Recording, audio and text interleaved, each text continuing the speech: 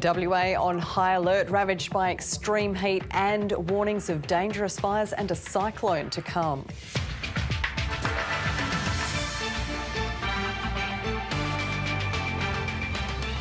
Israel gives Hamas a deadline to free all hostages in Gaza or face a ground assault in Rafah. Dozens massacred in Papua New Guinea in a major escalation of tribal fighting.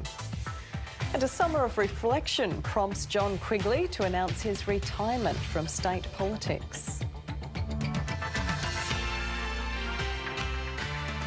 Good evening, Pamela Medlen with ABC News. The brutal heat continues in WA, with the state recording the top temperatures in the world over the past 24 hours. While emergency services are warning of dangerous bushfire conditions, forecasters are also keeping a close eye on the state's north, where a tropical cyclone is expected to cross later in the week. Residents were taking refuge on the coast again today as Perth's scorching heat dragged on. Unbelievable. You can't find this hot in Italy. Not at all. Not even in Sicily. No. Not even in the hottest day of the year. The water's actually cold. It's pretty cold. So while you're in there, it's like you're like cold, but I'd rather be cold than hot. The city reached 42.3 degrees this afternoon, making it the 7th day of temperatures over 40 in February, setting a new monthly record. Over the last 24 hours across the entire world, the top 15 temperatures were all located in WA. Forecasters say a brief cooler change is coming for the metropolitan area from Wednesday. However, winds are picking up from tomorrow, prompting extreme bushfire warnings in the state's south. Hot, dry and windy conditions will spark the most dangerous bushfire conditions we have seen since the new fire danger rating system was introduced in September 2022. Areas most impacted will be anywhere south of Perth and to the east, including Esperance. The Commissioner says 2 large air tankers will be based in Busselton, ready to be deployed. This is ex-tropical cyclone Lincoln at the moment. In WA's north, there's heavy rainfall, possible flooding and strong winds from an ex-tropical cyclone that's moved into the Kimberley from the Northern Territory. We do expect to see this system re-strengthening into a tropical cyclone, possibly reaching up to a Category 2, if not a Category 3 system. It's expected to reform and cross the Pilbara coast later this week. Herlyn Kaur, ABC News. Israel has set a deadline for its fresh ground offensive into Rafah in Gaza's south, with fears for the estimated 1.4 million Palestinians sheltering there. From Jerusalem, here's the ABC's Global Affairs editor, John Lyons. The crisis in Gaza looks set to escalate. A key member of Israel's war cabinet, Benny Gantz, has set a deadline now of Ramadan, March the 10th, by which all remaining hostages in Gaza must be released. Now there's about 1.4 million people who are crowding into Rafah, which is up in the south of Gaza, up against the border with Egypt. They've moved there because of the fighting in the north and the centre, and Israel had urged them to move away from the fighting. But now, if Israel is considering going into Rafah, then the great problem is what happens, where do those 1.4 million people go? President Biden has said there should be no incursion by Israel unless there is a credible evacuation plan. And the Norwegian Refugee Council is warning of a potential bloodbath. But Israel is making clear that it is intending to go into Rafah. It's surrounded Rafah already. It is making further preparations, and it is saying that there should be now moves for those people to evacuate.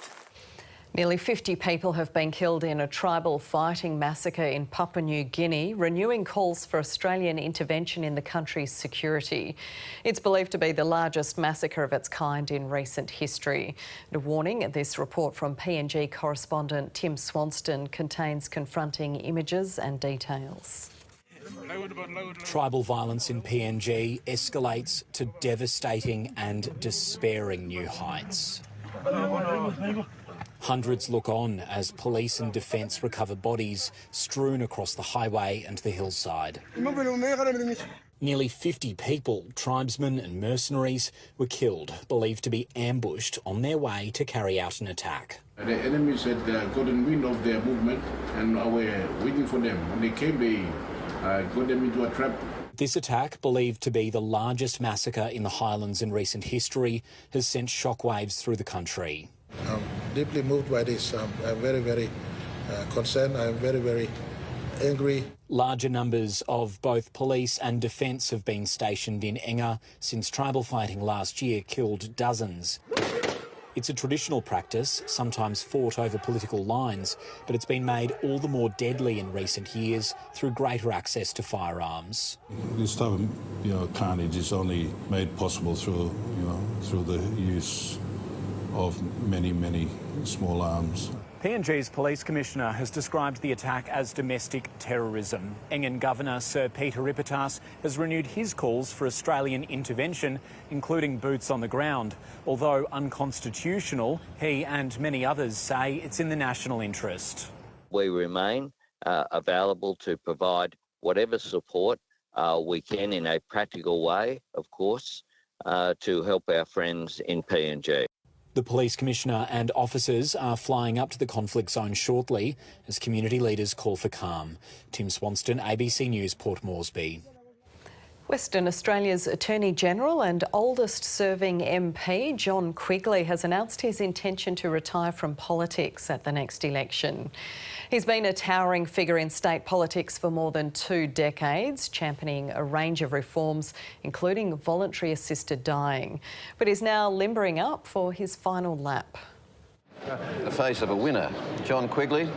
I've come to politics with a burning ambition to be regarded as the best local member in the parliament. John Quigley rose to prominence for his pivotal role in quashing the wrongful murder conviction of Perth man Andrew Mallard. I would never ever leave him until the job was done. He spent his early career as a lawyer for the police union, but as a politician became a fierce opponent of police corruption. It's been 23 years since Mr Quigley was first elected to Parliament, serving first as the member for Inaloo, followed by the seats of Mindarie and Butler. But after a summer of reflection, he's now calling time. I'm on my last lap of 8 laps. I want to pass that baton over without any fumbles, and so the community, the state and the government can see clean transition. Mr Quigley's tenure as top law officer since 2017 has seen the legalisation of voluntary assisted dying, lifting of the 6-year time limit for victim survivors of child sexual abuse to take legal action, and a crackdown on bikie gatherings and gang insignias. I'm not taking my tattoos off, they're staying. To put his contribution into context, over 60 pieces of legislation were ushered through the Parliament under John's leadership. Labor hopefuls have been eyeing off Mr Quigley's ultra-safe seat of Butler for some time. But the outgoing Attorney-General says his decision to leave politics is his alone. Push implies something's happening against your will. I haven't ever been susceptible to people pushing me anywhere. Standing up to mining magnate Clive Palmer during COVID was one of the highlights of his career. A cracker of a night was the night we brought Clive Palmer down. Mr Quigley says he'll stay in the role as Attorney-General until the election. Kason Ho, ABC News. The Prime Minister has rubbished opposition allegations the government has changed its border policy. The Coalition has sought to blame the arrival of 39 asylum seekers in remote WA on the Albanese government's scrapping of temporary protection visas. A battle over borders. The reason the boat got there is because the government has suspended or cancelled surveillance flights. By definition, Peter Dutton's arguments are absurd. Reignited by the arrival of 39 men on the shores of remote Western Australia on Friday via boat from Indonesia, now in immigration detention on Nauru as political parties trade barbs. They've ripped a cumulative $600 million out of Operation Sovereign Borders and Border Force. A claim disputed by the government, with the opposition relying on projected rather than real funding, something which is topped up according to need. Peter Dutton will continue to be a cheer squad for things that actually undermine our borders. Except for temporary protection visas, which the Albanese government has scrapped, actual policy differences on boat stopping are largely rhetorical between the government and the coalition. Both agree on turning around asylum seeker vessels where it's safe to do so and on offshore detention. They also agree on the relative secrecy of Border Force's operations. Nicole Hegarty, ABC News, Canberra. In tonight's Four Corners, leaked emails and insiders have revealed how Coles and Woolworths have been profiting from higher prices at the checkout. That's despite repeated assurances from the supermarket giants they're doing everything in their power to keep grocery bills down. They're two of Australia's most trusted brands, but the past year has tested shoppers' loyalty to the supermarket giants. This just cost me almost $400. This is an absolute joke. Both Coles and Woolworths insist they're not profiteering from inflation, only passing on the necessary cost increases. But industry insiders have a different view. It's absolutely ridiculous, the margins that they make, the tactics that they deploy. This man, who asked not to be identified, works for a multinational company selling products into Coles. He says when he tried to negotiate a price increase of around 5% last year, Coles initially rejected the rise, saying it would impact on the supermarket's bottom line. We ended up giving a lump sum of money to get the price increase through, which was accepted in full. That lump sum was $25,000. So you're saying that they will validate your price increase if you give them either more margin or a lump sum of money? Correct. The Coles CEO says the supermarket doesn't operate like this. So you have an email from one supplier. We have over 8,000 suppliers that we work with. We have a team of people whose job it is to look to validate cost price increases, and we take that job very seriously. He says that's the definition of price gouging.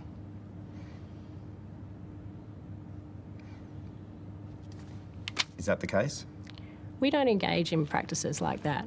Another insider says Woolworths also tried to get a greater slice of any negotiated increases. It asked for a percentage of the price rise to be paid back as a rebate. Woolworths denies this. When a supplier asks for a price increase, we would like to engage to make sure it's based on true cost increases. And so, we're very keen to make sure we don't pass on anything more to our customers than is required. And very keen to win back their customers' trust. Angus Grigg, ABC News. Supporters of Russian opposition leader Alexei Navalny are continuing to risk arrest by laying tributes following his sudden death last week. People dressed in black could be seen removing flowers from a makeshift memorial in St Petersburg, but they were quickly replaced by new ones. Mr Navalny died in prison last week where he was serving a 19-year sentence. His followers believe he was murdered on the order of President Vladimir Putin. Mr Navalny's wife is expected to meet EU ministers in Brussels in coming days who say they want to honour her husband's memory. Severe sandstorms and heavy snowfall have swept across parts of northern China, leaving thousands of people stranded. A thick layer of yellow cloud is blanketing buildings and highways in several cities, with many people forced to abandon their vehicles. In some areas, the sand and dust has reduced visibility to just 100 metres. Chinese authorities have warned the conditions could last for several days. 4 people have been rushed to hospital after being knocked unconscious in a lightning strike near the Sydney Opera House. The city recorded tens of thousands of lightning strikes today in a severe summer deluge. A violent storm sweeps through Sydney, sending people running for cover. As thunder, lightning and winds lashed the city, a group of 4 people took shelter under a tree in the Botanic Gardens near the Sydney Opera House. They're lucky to have survived after lightning struck. They all had a brief loss of consciousness. Paramedics treated all 4 patients. They were sustaining injuries from burns as well as presenting with cardiac symptoms. The 2 men and 2 women were taken to hospital in a serious but stable condition. The group was hit just as the storm was reaching its peak. About 75,000 lightning strikes were recorded in and around Sydney in the 3 hours to 2 o'clock. The storm grounded planes at Sydney Airport and caused flight chaos. Almost 20,000 homes lost power, most across the northern beaches and Hunter. Meanwhile, a warning for the next time lightning strikes. If you see a thunderstorm approaching, you should immediately leave any elevated areas. You should not be seeking shelter under a tree. More severe summer storms are forecast in coming days. Sarah Geraghty, ABC News, Sydney. The sole surviving guest from a deadly lunch in Victoria's South Gippsland has spoken publicly for the first time 6 months after the deaths of his family members.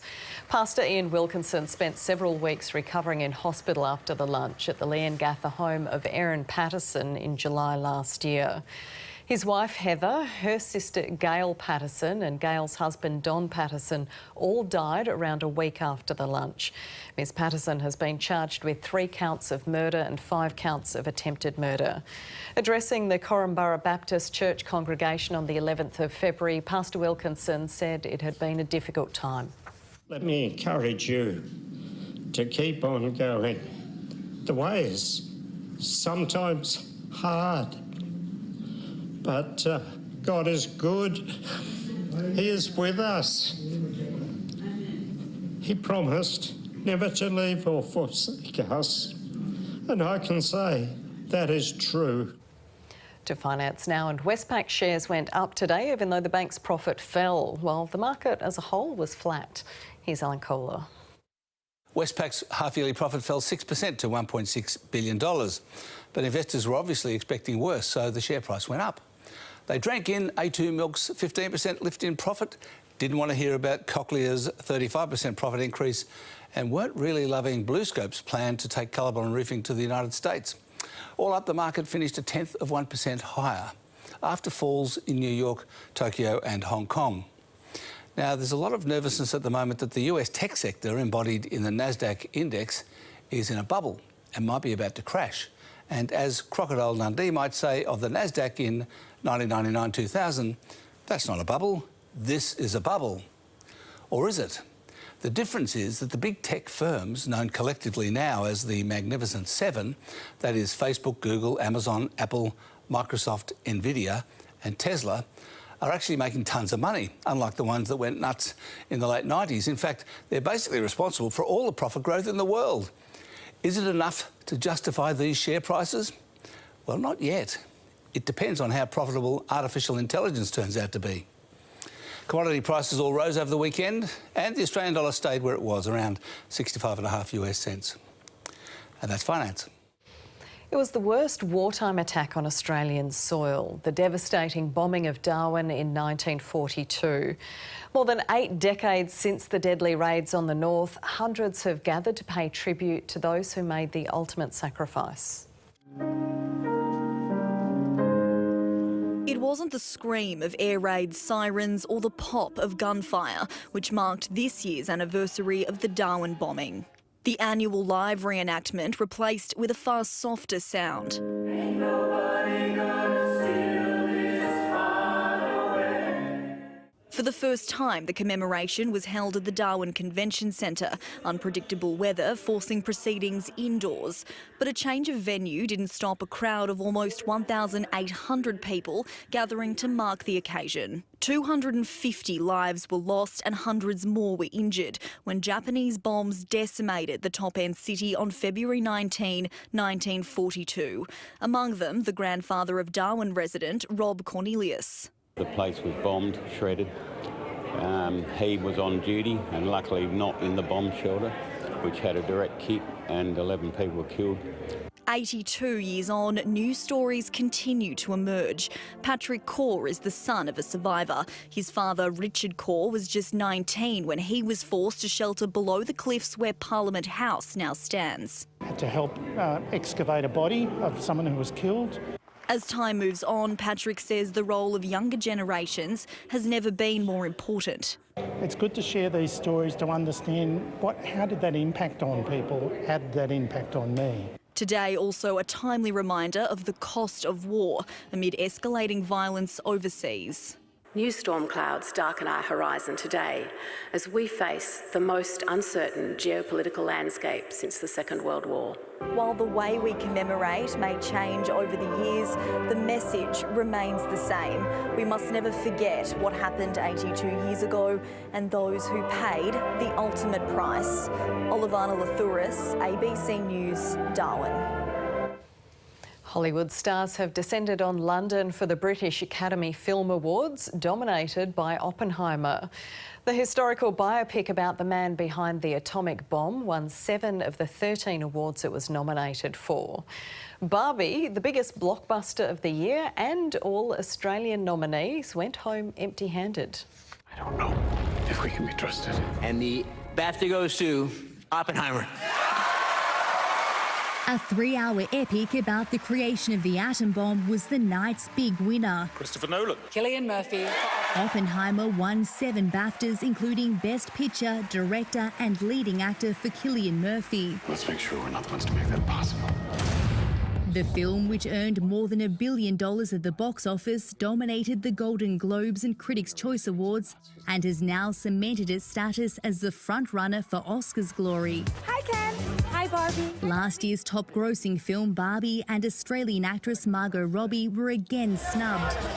It was nominated for 5 BAFTAs, but got none. Robbie, who channeled the doll on the red carpet, lost out to Emma Stone, who won Leading Actress for Poor Things. Good evening. Her brain and her body are not quite synchronised. The Frankenstein-esque fantasy took 5 prizes. I just thought that maybe I could help. Australian Jacob Elordi from the psychological thriller Saltburn also missed out. We still have enough votes. With Robert Downey Jr. taking out Best Supporting Actor. Maybe we've done all that we He can. also missed out on the Rising Star Award along with Australian actress Sophie Wilde. Talk to me. It is no exaggeration to say this room has in it the greatest actors in the world. The BAFTAs really are Britain's night of night when it comes to the world of cinema, and the awards handed out here are often seen as a good indication of what can be expected at the Oscars next month. Movie fans around the world will have been watching to see how their favourites fared. Guest of honour was Prince William in his role as president of the BAFTAs. He arrived without his wife Catherine, who's recovering from surgery. There were musical performances and a dog named Bart Ruffalo. This is fine. This is fine. With the glamour and the gongs of Britain's biggest night for films over, contenders are waiting to see if the Oscars will be a repeat performance. Michelle Rimmer, ABC News, London. An Olympian's cheeky outfit for a costume competition in the Southern Highlands has caused a stir in the equestrian world and beyond. 3-time Olympic medalist Shane Rose was stood down from competition after someone complained about him wearing a mankini on horseback. Late today, he was given the all clear. It was bareback riding, but with a saddle. That's Australian. Shane Rose didn't mean to scare the horses when he entered a fancy dress competition at the Wallaby Hill Extravaganza. I didn't win, but I was certainly in the finalists. This was his original outfit, but he decided less was more. Not the most comfortable equipment off a horse. And becomes less comfortable on a horse. The discomfort wasn't limited to the veteran equestrian. One spectator was so offended they complained to Equestrian Australia, which launched an inquiry. But within the day, they concluded the code of conduct wasn't breached. The panel took into account the community event that Mr Rose was competing at and that Mr Rose had already made a public apology. It means the 50-year-old Olympic medalist has the all clear to compete in New Zealand next month, taking him one step closer to his 4th Games in Paris. Yeah, I've got a very experienced horse that has to do a qualifying event in the 6 months leading up to the Games. He's been fielding interview requests all day as his plight made global headlines and garnered widespread exposure for the sport. I had somebody say, I've never been interested in horses, but this is the first thing that's actually got me interested in it. Shane's now looking forward to the tail end of the mankini mania. Carl Herr, ABC News. Sport and Perth Wildcats guard Bryce Cotton has been awarded the Andrew Gaze Trophy after being named the NBL's most valuable player for a fourth time. Cotton averaged more than 23 points a game to lead Perth to second spot on the table. He won the award ahead of Melbourne's Chris Goulding and New Zealand's Parker Jackson Cartwright. The 31-year-old said he was humbled by the win. For me, this is crazy. You know, I graduated high school without a single scholarship, so to have 4 MVPs in 8 seasons in one of the best leagues in the world, I got to thank God for that. Australian Open champion Jannik Sinner has continued his winning form with a victory over Alex de Minaur in the final of the Rotterdam Open.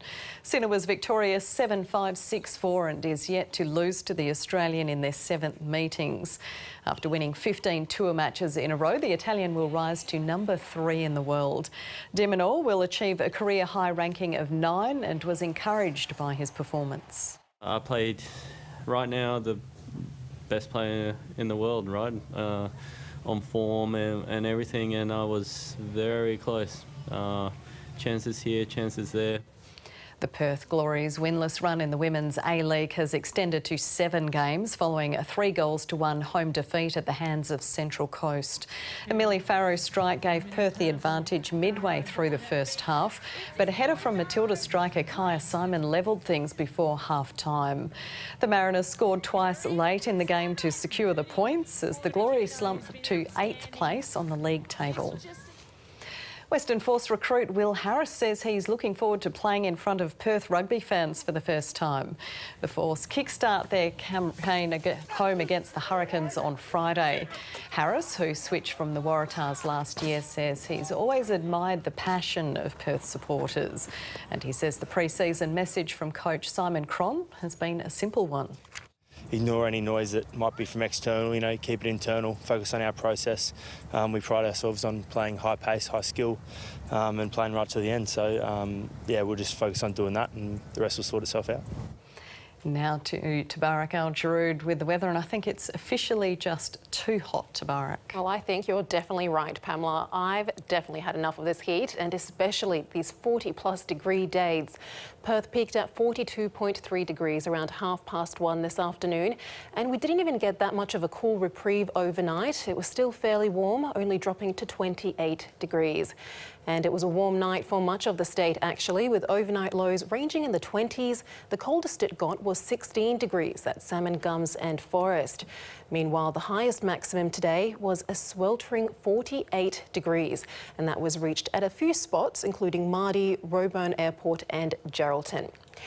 Now to the satellite, and you can see some thick convective cloud over northern parts of the state. Now that's associated with ex-tropical cyclone Lincoln, which crossed into eastern parts of the Kimberley today, bringing decent falls near its path.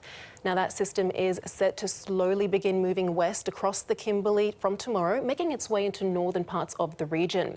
Meanwhile, that west coast trough, which is continuing to bombard us with this hot weather, is expected to move inland ahead of a weak cold front, which will brush the southwest corner, so we finally have a cool change coming up along the coast. But until that change comes, there is still a severe heat wave warning for large parts of the state tomorrow and an extreme heat wave warning for the Pilbara district.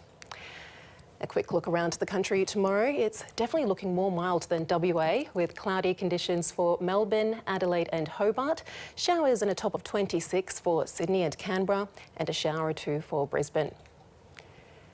Back to WA's north, and more rain, gusty thunderstorms and heavy falls possible over the north and east Kimberley, where conditions will be slightly cooler, mostly sunny and in the 40s for much of the Pilbara, as well as for central parts of the state. Morawa could reach 47 degrees tomorrow, and it's also going to be windy over the inland Gascoyne, northern Goldfields and interior tomorrow.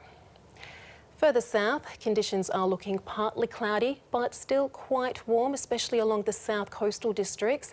Esperance is heading for a top of 41 after only reaching 28 today, while Bremer Bay will enjoy a milder 32 degrees. In Perth, there's some good news because tomorrow things do start to cool down. It will still be fairly warm, but at least it's not 40 degrees again. We're heading for a top of 38 from an overnight low of 24. On local waters, winds will be variable, about 10 knots, with a southwesterly swell below 1 metre. The sun will rise at 2 minutes to 6, setting at 2 minutes past 7. And then looking ahead, Wednesday's looking like my favourite day this week with a lovely 30 degrees forecast. 33 for Thursday, a slightly warmer end to the week with 37 for Friday. And then we finally have a cooler weekend ahead. It's looking partly cloudy and 33 for both Saturday and Sunday, Pamela. We know it's bad when we think 38 is cooling off. That's ABC News for now. Tabarak and I will be back with you tomorrow. In the meantime, you can stay up to date with ABC News online, or you can catch the news anytime on ABC iView. Stay with us now, though, for 7:30.